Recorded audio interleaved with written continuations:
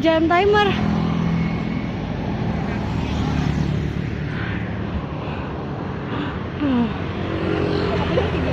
Iya, tapi backlight.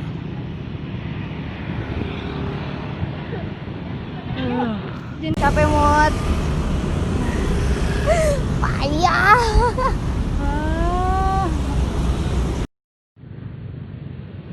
Parah udah asli.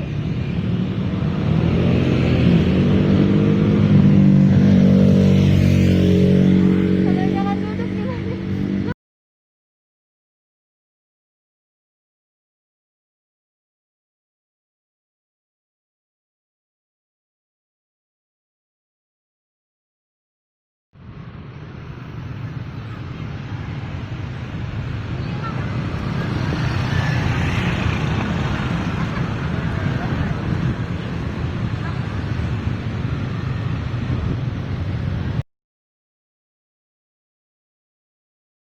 Jangkut lah ya. Apa? Seenggaknya nggak makan jangkut lah ya. Ini mau ayam ya. Boleh. Kok udah lama banget nggak makan jangkut. Tapi di sana kalau mie ayam gitu rasanya sama nggak sama ayam Jakarta? Mie ayam sini. Iya. Gue tuh jarang main tau di Jogja, maksudnya kayak nge-mall tuh jarang. Dan kalau di Jogja yang gue tau cuma yang di Malioboro doang. Ada Amplas sama Ambarukmo. Sama aja Ambarukmo sama Amplas sama apa sih namanya? Hartono.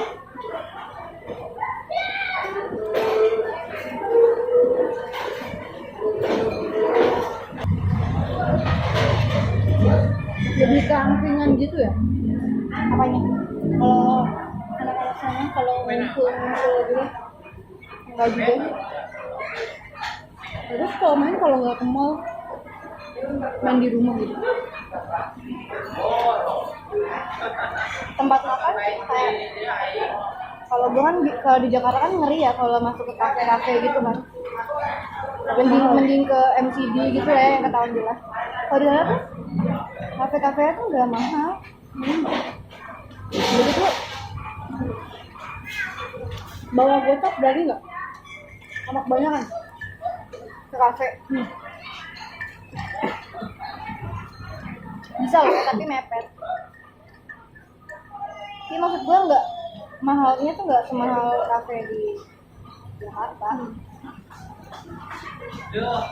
Cuman nggak murah-murah juga. Nggak tahu sih Jogja sekarang kan udah nggak yang selalu ampun juga ya. Maksudnya udah banyak juga orang yang tahu, jadi Banyak turis juga. harga-harga lumayan. Apa? Iya, misalnya lu kalau main ke Iya ke sana, ke pantai. Lebih enak sih. Makanya tuh di sini tuh kayak kalau di Jakarta mau ke pantai jauh banget. lu nyari pantai di luar. Pesawat sendiri ke rumah biasanya mana? Kereta. Sepi nggak? Sepi banget tuh. Jadi di kereta tuh cuma kayaknya nggak nyampe ada 10 orang deh. Jadi pas harusnya bangku gue jadi dipindah gitu biar si pesawatnya tuh seimbang. Gue kayak ngerasa anjir parah sih banget, nggak nyampe 10 orang deh. Terus gue kan pakai seat belt itu ya, itu tuh susah gue lepas. Gue pengen liatin orang-orang di sebelah gue malu. Ayo tak stay cool, biasa akhirnya bisa. Susah banget anjir. Dia kayak diajakin makan enak mulu sama keluarganya. Kayak gue dulu awal gue kayak gitu. Semenjak gak pulang setahun tuh udah bodo amat mereka. Dan gue udah lulus juga kan. Dulu tuh gitu, kayak apapun yang gue mau pasti diturutin sama nyokap. Kakak gue tuh sampai kayak, "Udah lu sana makan yang banyak, perbaikan gizi kan lu balik," kayak gitu-gitu.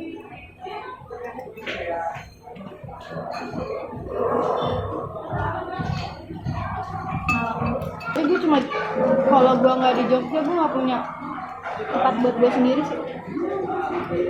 Nah, kalau lu kuliah di sini gitu.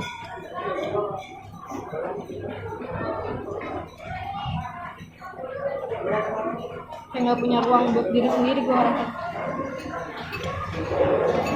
Gara-gara Gue kayak mungkin karena gue kebiasaan tidur sendiri, mungkin kebiasaan hidup sendiri tuh lamut di Jogja. Jadi kayak apapun yang gue lakuin tuh terserah gue.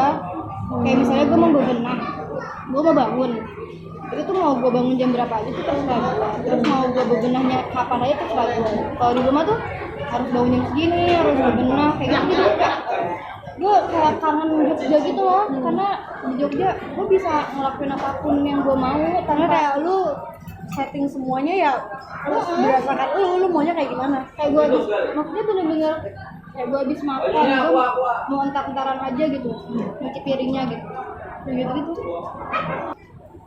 Pokoknya tuh apapun tuh akan nikmat kalau nggak disuruh-suruh. Nah, waktu itu gue lagi ngerasa, aduh gue lagi rajin banget nih, gue mau bersih-bersih. Gue sampai bersih-bersih kamar mandi, coba. Jarang-jarang banget kan ngebersihin kamar mandi. Lagian gue nggak bersih-bersih, ngomel. Makanya gue males, nggak ngurus rumah. Gue pernah bete sama nyokap gue kan pergi. Gue tuh paling suka kalau gue beberes nggak ada orang di rumah. Nyokap gue pergi, nyokap gue emang nitip kayak dia bersih-bersih ya gitu. Gue udah bersih mood gue udah juga emang gue biasanya gosok. Gue juga udah gosok. Nyokap gue bilang apa? Ada nggak bersih-bersih ya, ini masih kotor. Gue kayak ini nih yang bikin gue males rajin tuh ini. Kayak standar bersihnya tuh beda gitu. Iya, nyokap itu kalau nggak ada ngapa-ngapain tuh gue make-up-annya sendiri. Terus gue nontonin YouTube, nontonin film, udah itu hiburan gue tuh. Udah nggak ngapain lagi sih. Iya. Karena mau nari di rumah juga tempatnya nggak leluasa. Terus gue kalaupun gue mau nyari space, gue nggak tahu nyari space di sini kayak gimana. Kalau di sana kan gue ada kampus ya. Gue ada maksudnya adalah mau ngetep tempat di mana aja pun bisa gitu. Habis itu mau di mana ya? Emang kalau awal-awal sulit sih. Kayak masih apa-apa yang balik. Cuma tuh lama-lama biasa aja sih, nggak balik. Lu tuh yang nggak balik setahun tuh pas mau dekat-dekat skripsi kan ya? Iya pas mau TA. Karena gue mikir daripada duitnya buat ongkos gue, mending buat TA gue. TA gue habis 6. TA sendiri? Oh karena Kan musik gue bayar, rias penari gue bayar, kostum gue bayar. Gue kostum ada 2 karena gue ada adegan yang beda. Situ properti gue bayar banyak. Sebenarnya tuh emang sih murah, jatuhnya per semester tuh cuma 2.200.000. Gimana itu kalau bikin lu karya tuh jadi kayak mahal di akhir dong. Iya. Kalau kayak gitu di Korea 3 dan ya kan mahal di akhir yang kan? bikin karya itu mahal karena bikin kostum. Terus lu ngebayar penarinya juga? Enggak, Oh, kalau kemarin nggak bayar, kalau musiknya bayar. Oh nggak bayar karena lu maksudnya kayak saling ngebantuin gitu aja apa? Oh Adik kelas kan biasa. Enggak sih, adik kelas senior. Tapi emang nggak tahu sih kalau di kampus gua itu enggak ada tradisi kayak gitu. Cuman ya kalau musik, kostum, make up, properti, berarti tuh lu ngurus sendiri semua gitu? konsumsi kayak tiap latihan lo nyiapin makan, minum, vitamin buat penari. Mahal di perintilan berarti kan? Dan kami tuh kesal banget kalau misalnya ada orang nggak booking. Gue pernah di tahun baru kemarin mau ini ya mbak 2 tarian yang berbeda, satu tradisi, satu modern atau kontemporer, tapi bayarannya cuma 1.500.000 tapi mau 5 penari. 1,5 penari? Iya, maksud gue lah, gue tahun baru aja minimal sekali nari nih ya, dia kan minta 2 kali, sekali nari 1 tarian lah ibaratnya. 1 tarian tuh 500.000 satu orang? Iya, ya masa 1.500.000 lu minta 2 tarian, belum bayar buat kostum, belum bayarin penari, transport, gue batalin lah. Ya kalau mbak itu cari yang lain aja, kalau saya nggak bisa. Ini tuh gue kesel banget sama orang-orang yang mau mintanya bagus. Lu lu mau murah tapi lu mau bagus. Itu kayak sebel banget ya. Kayaknya kayak semua orang-orang yang kerja di bidang kreatif itu pasti kayak gitu deh. Kayak Karena kalau di jurusan gua sih ya, itu dibutuhkan banget sih, jurusan pertunjukan sih itu dibutuhkan banget sih buat serawung kayak apa ya, istilahnya buat bergaul sama banyak orang tuh. Karena kita membutuhkan banyak elemen gitu kan, karena kayak komposisi musik kan kita butuh. Kemarin gua minta tolong anak etno, jurusan etno, terus jurusan apa? etnomusikologi, dia musik tapi tradisi, pelajaran Karawitan gitu. beda lagi. Dia musik etnis, kalau karawitan musik Jawa. Ada lagi musik. Kalau yang etnik itu berarti kayak semua budaya gitu dia Ya, belajar. benar. Dari Sabang sampai Merauke. Kalau karawitan dia cuma Jawa belajar doang. musik Jawa. Ada lagi musik, kalau musik itu barat. Musik barat. Western ya. Biasanya sih yang bantuin anak tari tuh anak karawitan atau enggak anak etno ini. Kalau yang musik modern itu kayak yang lebih ke band solo gitu-gitu. Iya, solois dia. Dan biasanya anak musik yang jarang sih, yang jarang. Mereka masih bisa berdiri sendiri soalnya. Iya. Mereka masih punya hayat sendiri. Independen juga sih. Soalnya kalau kebanyakan kan harus gabung. Iya. Kayak kostum juga minta tolong senior, makeup juga minta tolong senior. Jadi kalau Berarti itu ngedesainin, lu yang ngedesain apa minta bantuan orang lain gitu? kalau kemarin gua bilang mau model kayak gini. Ya udah, tapi biasanya dia ngasih masukan. Jadi biasanya kita cerita dulu kita mau ngangkat apa, terus kita maunya kayak gimana. Ya udah, nanti kita udah buat, nanti biasanya mereka ngasih masukan bagusnya gini. Jadi lebih ke bareng-bareng gitu lah. Makanya kalau kayak tiba-tiba ujuk-ujuk minta tolong kayak, kamu anak tari, kamu siapa, kayak gitu loh. Aku jadi kayak harus apa ya, bonding dekatnya dulu baru bisa ngajakin proyek.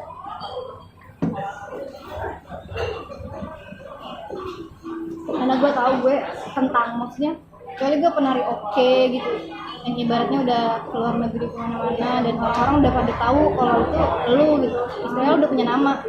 Pasti nggak ada orang yang nggak mau diajak kerja sama kan. Malah justru dia pengen, malah dia yang kerjasama. diajak.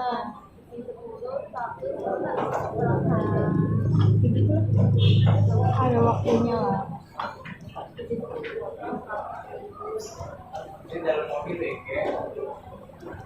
Anggap aja sekarang lagi nyari brand lo dulu gitu loh. Sulit sih, apalagi Jogja kan kota ini ya, kota budaya, kota seniman.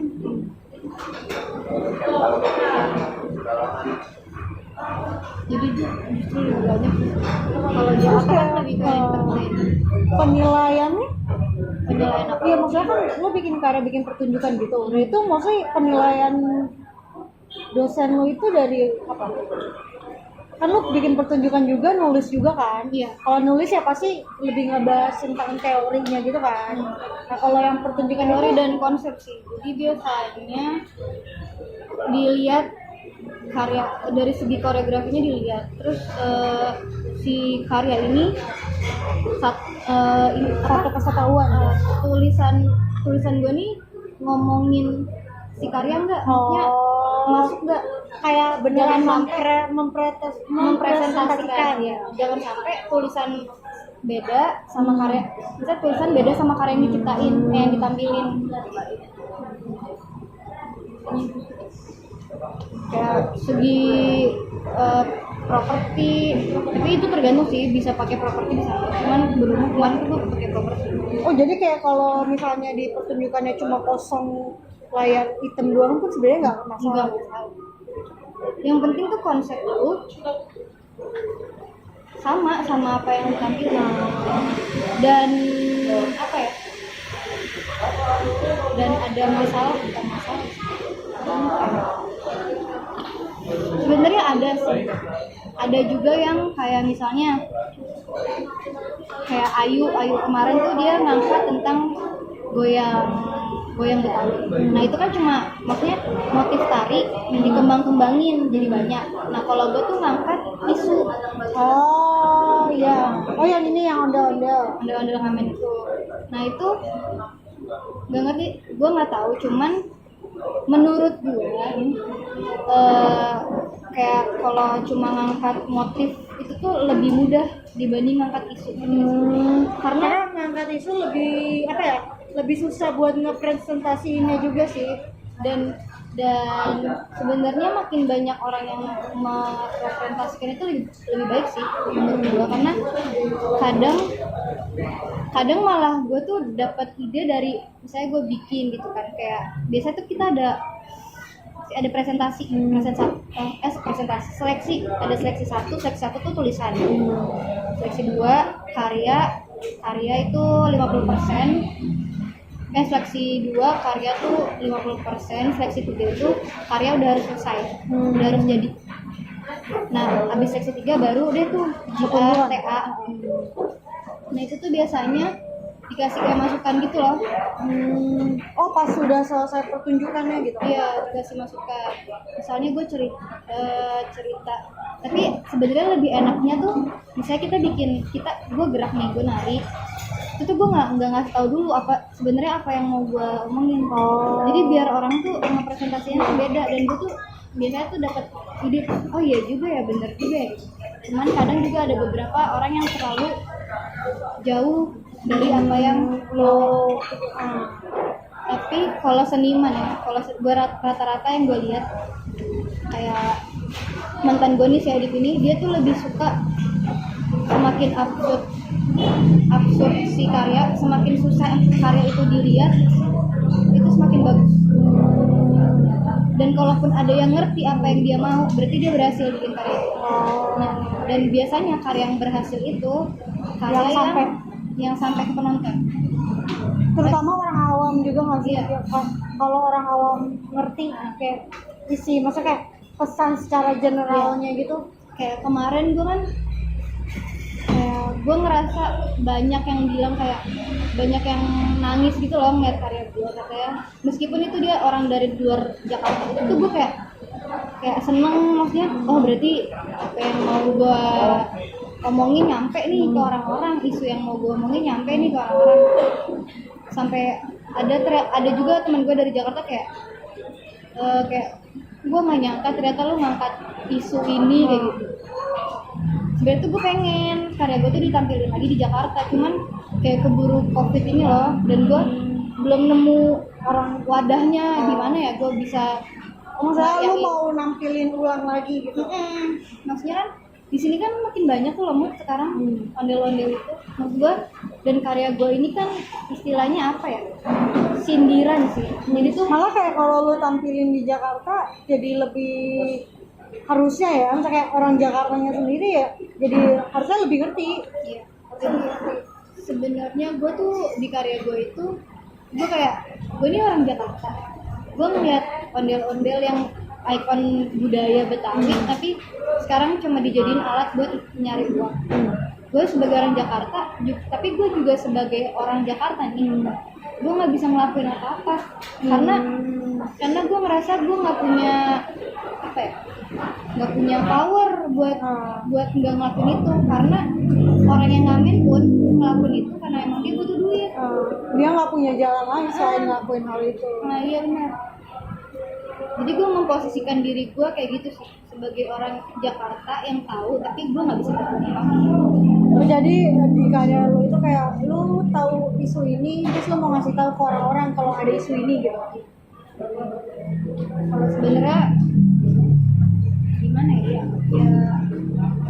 ya jatuhnya emang nggak bisa apa-apa sih setelah gue kayak nyari tahu. Gue kan sampai ke kampung ondel-ondel kan di Jakpus. Gue kayak nanya, sebenarnya abang sedih nggak sih bang, maksudnya ngeliat kayak lu sampai interview?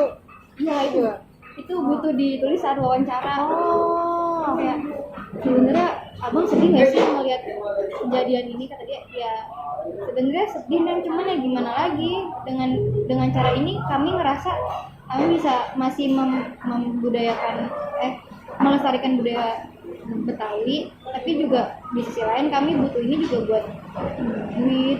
Sebenarnya nggak bisa disalahin kayak juga. tujuannya ada dua gitu loh, dia pengen ngelestariin juga, tapi di satu sisi dia lihat ada sisi material dari si ondel-ondelnya itu juga. Gue bilang gini kan, tapi kan jadi tuh dia bilang kami ngelakuin ini juga gara-gara kami nggak dikasih wadah neng, kata dia. Dulu tuh biasanya ada kayak emang kayak dikasih tempat buat bukan buat ngamen maksudnya ya dikasih tempat buat pertunjukan ondel-ondel gitu loh, bukan yang dijadiin buat dan sekarang juga kan cuma kayak pakai gerobak, lagunya juga bukan lagu-lagu Betawi, lagu-lagu dangdut, terus ondel-ondelnya tuh kan sendiri gitu loh, nggak yang cuma berdua. Gue nanya kan kenapa kayak gitu bang, sebenarnya bukannya mau nyalahin aturan, bukannya mau nyalahin pakem kan, cuman ini aja sih biar lebih praktis dan lebih fleksibel. Kan kalau cuma satu ondel-ondel, satu gerobak, orang-orang tuh juga yang menyewa kita tuh jatuhnya lebih murah dan ngebagi-baginya tuh nggak banyak ke orang-orang. Oh iya, kalau yang jalannya bareng-bareng gitu kan ya uangnya buat bareng-bareng juga. Jadi tuh mereka di kampung ondel-ondel itu ada yang ngamen, ada yang menyewakan juga. Oh, yang nyewain ondel-ondel. Jadi kayak wah, kalau udah masalah duit gue juga bingung ya. Jatuhnya kayak bias gitu nggak sih, nanti tiba-tiba jadi bahas ekonominya juga. Iya, Takutnya karena lu pas udah kayak gitu lu langsung stop. Gue cuma kayak udah ini pokoknya tentang kegelisahan gue doang tentang isu ini, udah gue nyampein perasaan gue doang sebagai orang Betawi yang ngelihat jangan bawa deep banget lah itu ya, yang ngelihat si ini.